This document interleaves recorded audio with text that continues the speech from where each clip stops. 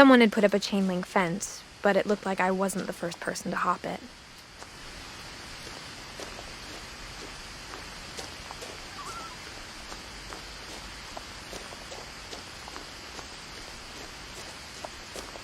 I lived here until I was 11, but I wasn't allowed inside half the rooms.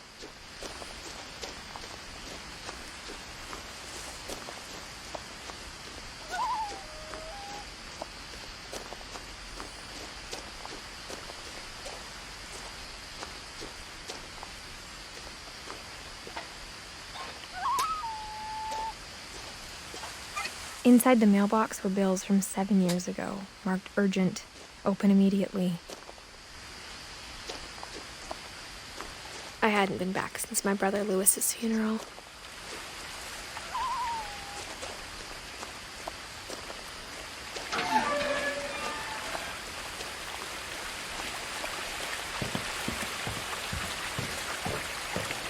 In her will, my mother left me a key but didn't tell me what it unlocked.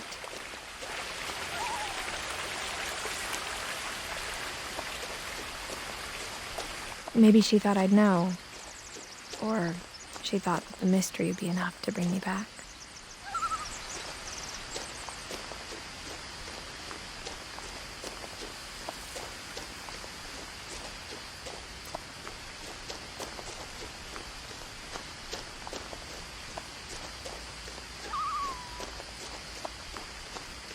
No one had driven this way in a long time, but I saw a few hoof prints.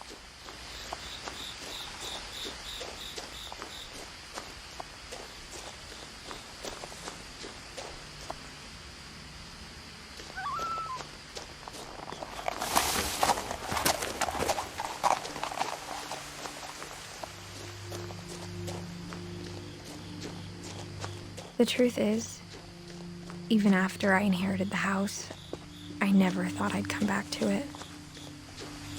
But now I had questions about my family that only the house knew the answers to.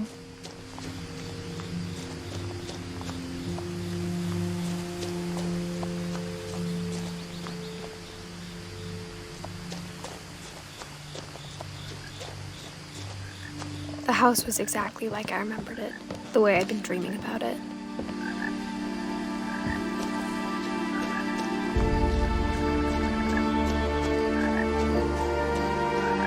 As a child, the house made me uncomfortable in a way I couldn't put into words.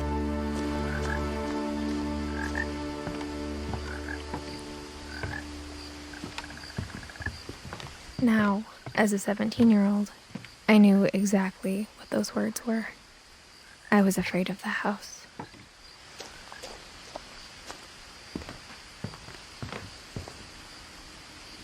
I hoped the key might unlock the front door. It didn't.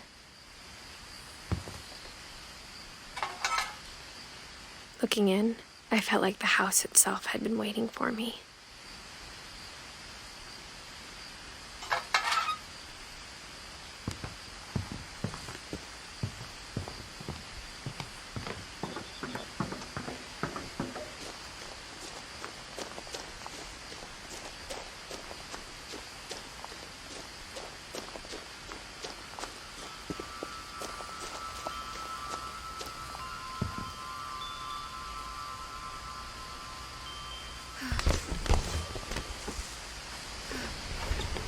Crawling through the doggy door used to be a lot easier when I was 11. The power had been turned off the night we left.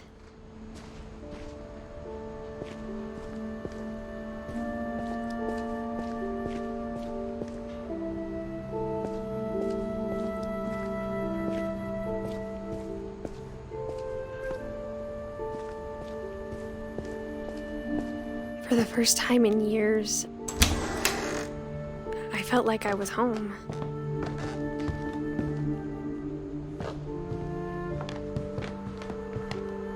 But instead of a family, there were just memories of one. Like how after Lewis started working at the cannery, we all got sick of eating salmon, except our cat, Molly.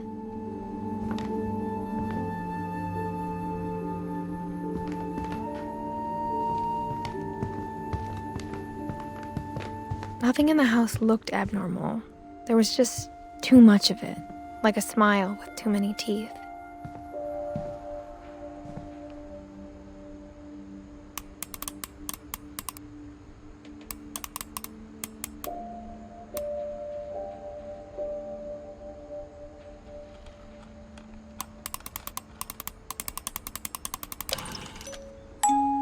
Great-Grandpa Sven built a music box for Barbara, along with the rest of the house. Mom always told me to stay out of the basement, so I wasn't too surprised when the key didn't fit.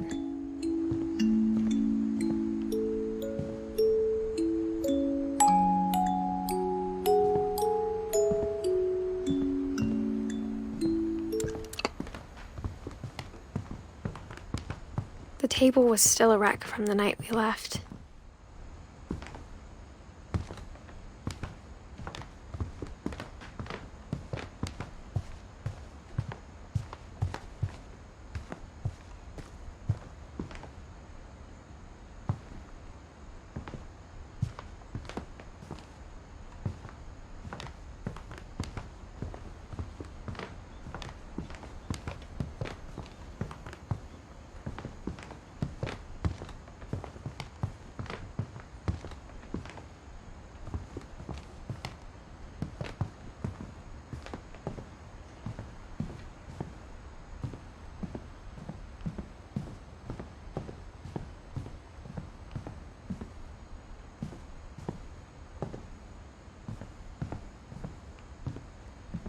A lot of things got left behind in the whirlwind of that last night.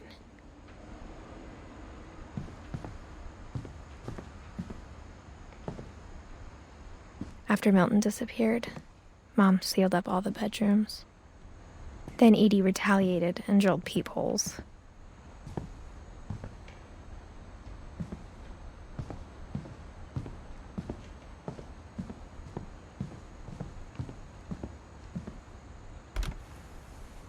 The last time I was in Edith Sr.'s room, I was 10 and she was painting my portrait.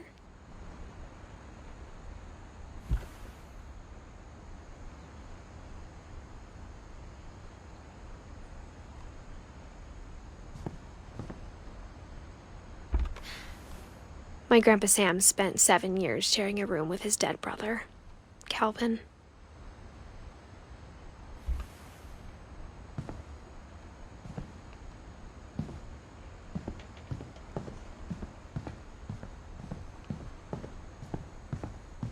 Whenever people ask me about my family, the first thing they always want to know about is Barbara.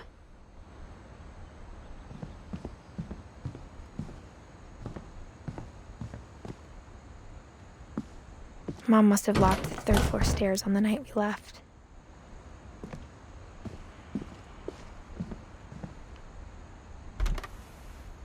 Barbara was a child star for 2 years, until America grew out of it.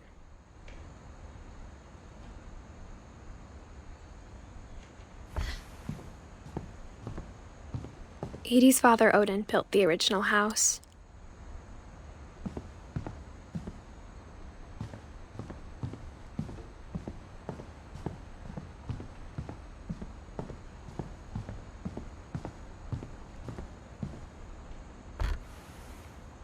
Molly always seemed like a girl I could imagine being friends with, if she hadn't died in 1947.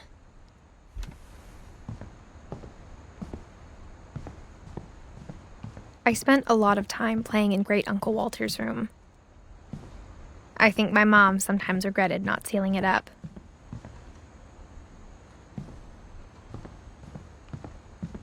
Lewis told me there were secret passages, but I never believed him.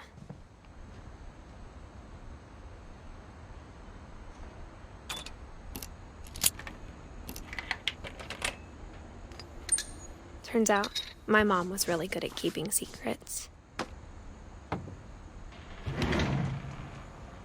Now it was time to find out what my mom had been afraid of.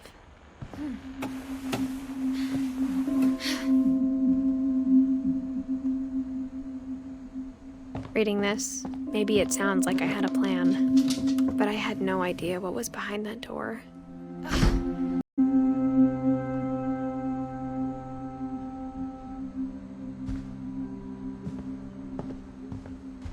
I grew up looking at Molly's room through the peephole. Being inside for the first time, I felt like I'd stepped behind a painting.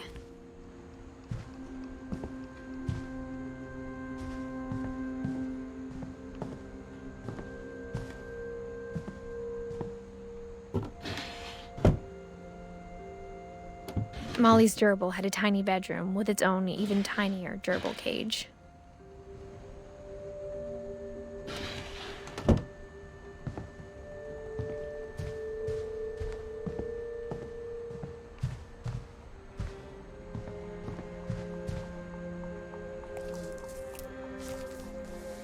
December 13th, 1947. Dear Diary, I'll be gone soon, but I wanted to tell somebody about what's gonna happen. It started when Mom sent me to bed without dinner. I woke up and I was starving, so I looked around for something to eat. The gerbil food was dry, but I didn't mind it.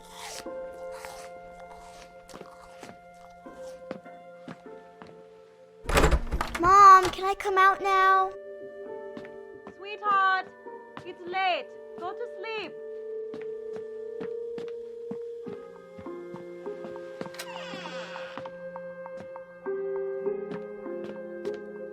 I kept eating and eating.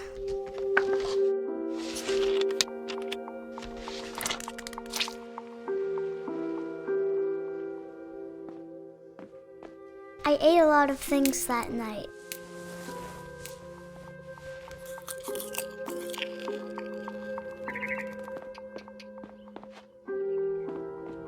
Then I heard chirping outside my window. It was a barn swallow going back to her nest. I reached out for her.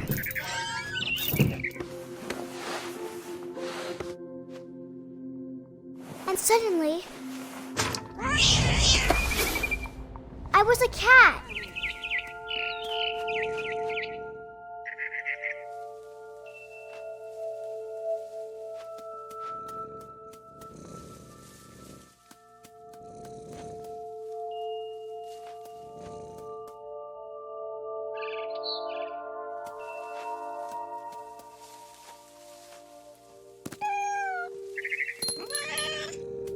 I tried to be quiet, but the bird was really scared.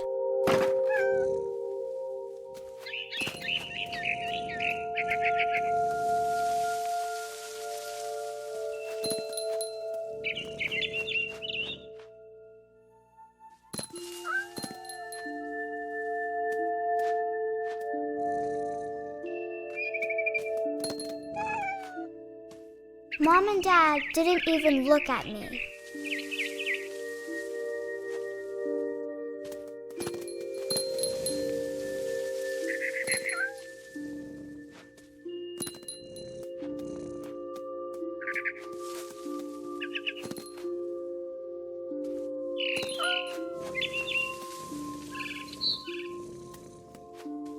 I jumped and I almost got her.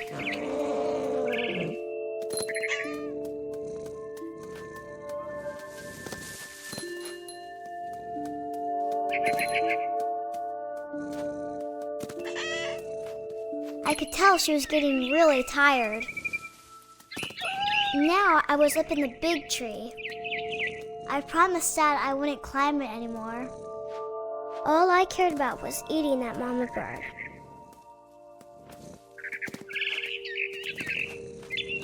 I gobbled her up. And suddenly, I was an owl. First, all I heard was the wind. Then I heard little teeth nibbling in the grass.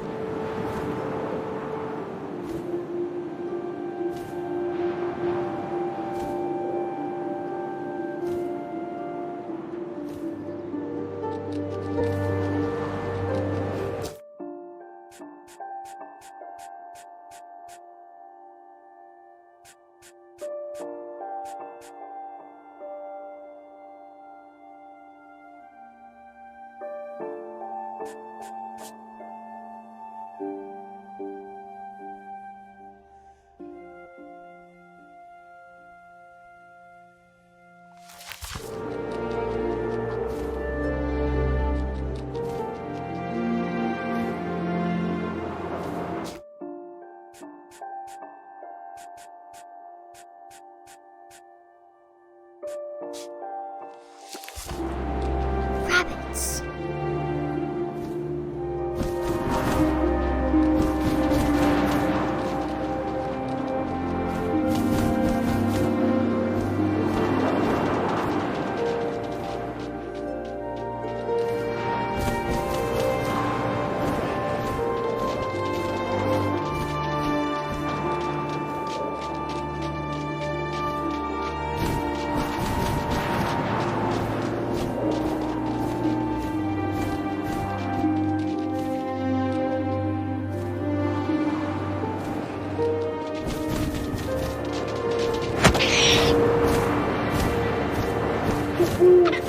I imagined his face looking up and seeing mine through my talons. I swallowed him up, and I didn't chew one bit. Then I flew off to find something bigger.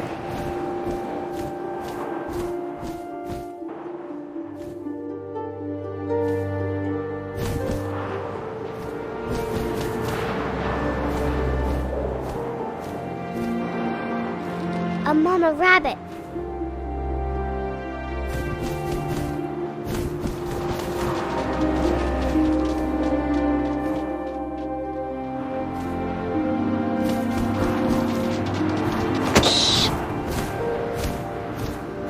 She was almost too big to carry. I started choking, but I couldn't stop eating. And suddenly, I was a shark.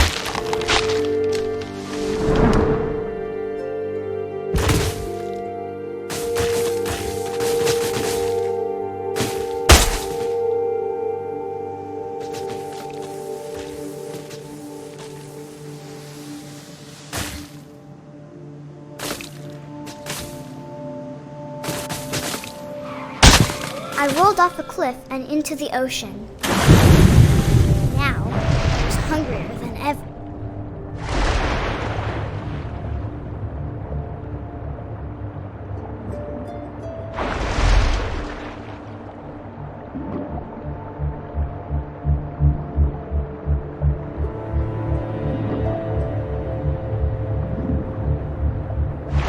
I wanted fat, juicy seals.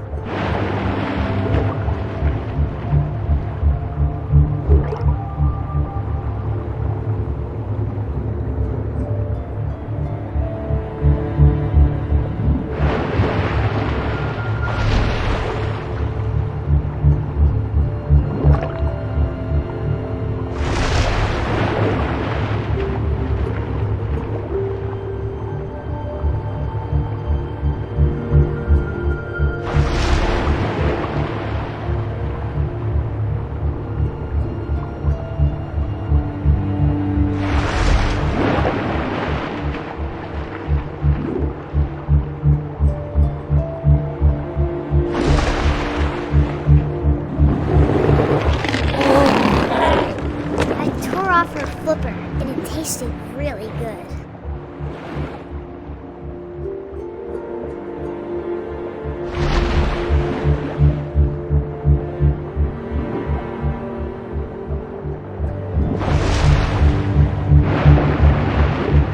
I grabbed on tight. When I was so hungry, I jumped out of the water. When I opened my eyes, everything had changed.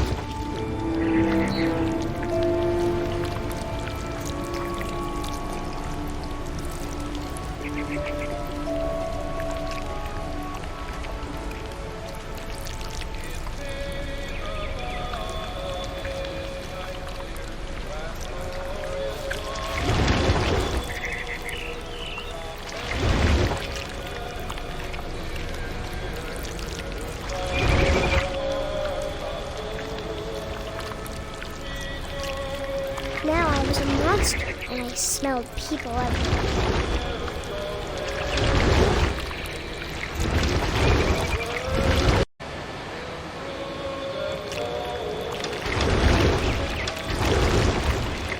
I was big, and I moved real quiet.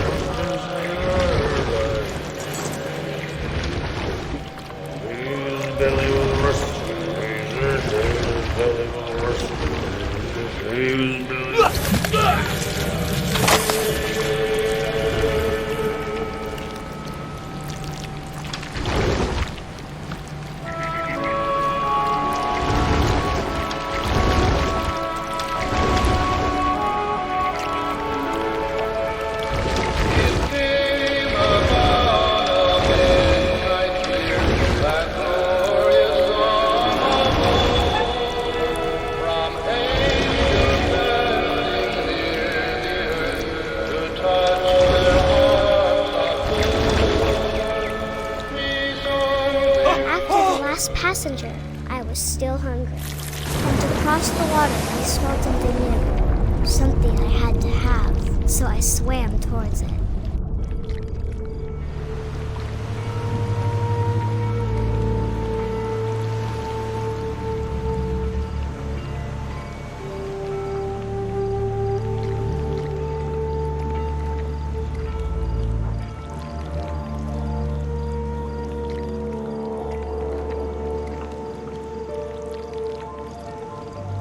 I slithered onto the sand, and the good smell went into an old pipe.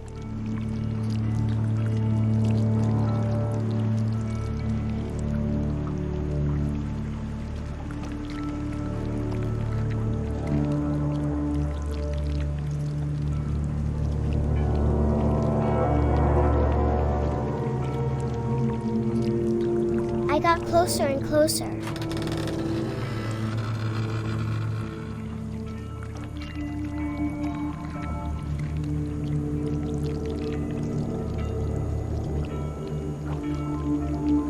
All my stomach started growling. And suddenly, I was me again. I held my breath for a long time, but I couldn't hear anything. I think it's waiting for me to fall asleep. But it's not going to wait much longer. It needs to feed, and we both know I will be delicious.